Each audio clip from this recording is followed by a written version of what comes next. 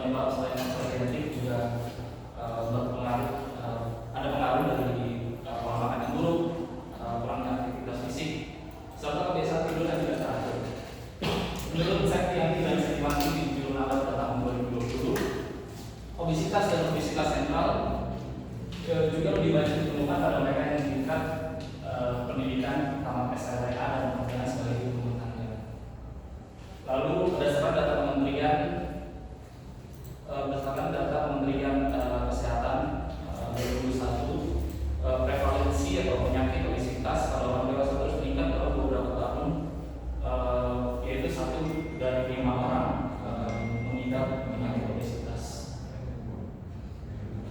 Untuk mengatasi masalah obesitas, deteksi dini dan upaya prevensi yang akurat mengenai risiko obesitas sangat penting.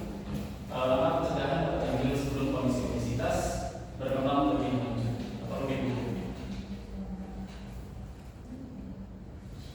Lalu kedua adalah rumusan masalahnya.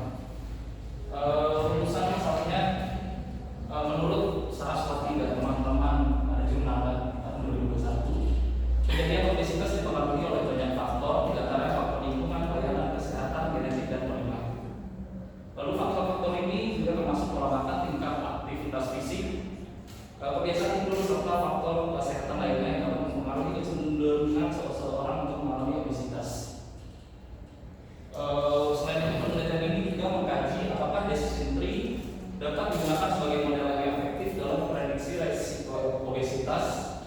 Penelitian ini bertujuan untuk mengidentifikasi faktor-faktor utama yang paling berpengaruh terhadap risiko obesitas serta mengembangkan model yang dapat digunakan untuk prediksi kondisi obesitas berdasarkan data ini. Lalu berikutnya, di sini ada solusi yang saya tawarkan untuk mengatasi masalah yang diidentifikasi. Salah satunya adalah menerapkan model decision tree untuk memprediksi risiko obesitas berdasarkan data yang melibatkan faktor-faktor gaya hidup dan kesehatan. Decision tree adalah algoritma yang ini yang dikenal dengan kemampuan menghasilkan model prediktif yang jelas dan mudah dipahami.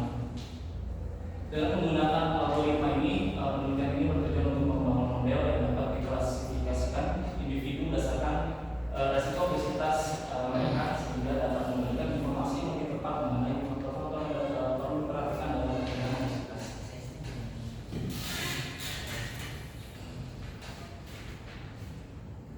Berikut adalah desain proses algoritmanya atau metodologi yang saya ambil. Dari awal adalah pengumpulan data di sini. Saya melakukan pengambilan data sekunder dari Kaggle.com, yaitu data obesitas pada warga Amerika Serikat. Datanya ada 2000 sekian. Lalu dilakukan reprocessing data, yaitu pembersihan data, mengatasi nilai kosong atau tidak valid pada kolom tertentu, lalu normalisasi jika terjadinya redundansi data. Lalu ada pembagian dataset dibagi menjadi data latih 70% dan data uji 30% untuk melatih dan menguji model. Lalu yang keempat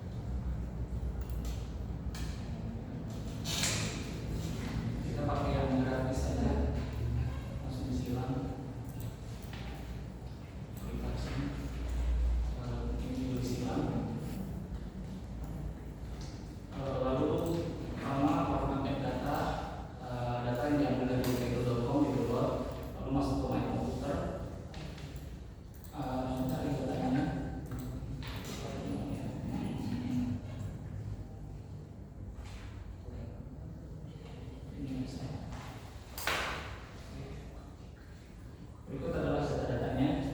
Terlihat memang ada umur, jenis kelamin, tinggi, berat badan.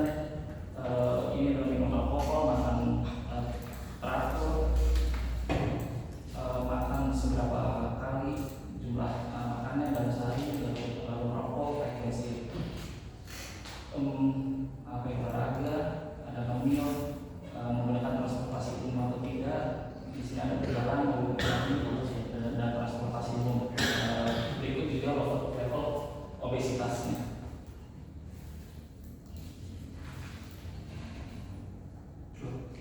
Sebentar.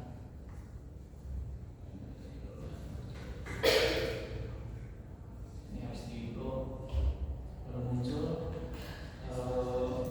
Lalu kita labelin apa yang mau kita cari. Di sini ada change all, dibuat menjadi label.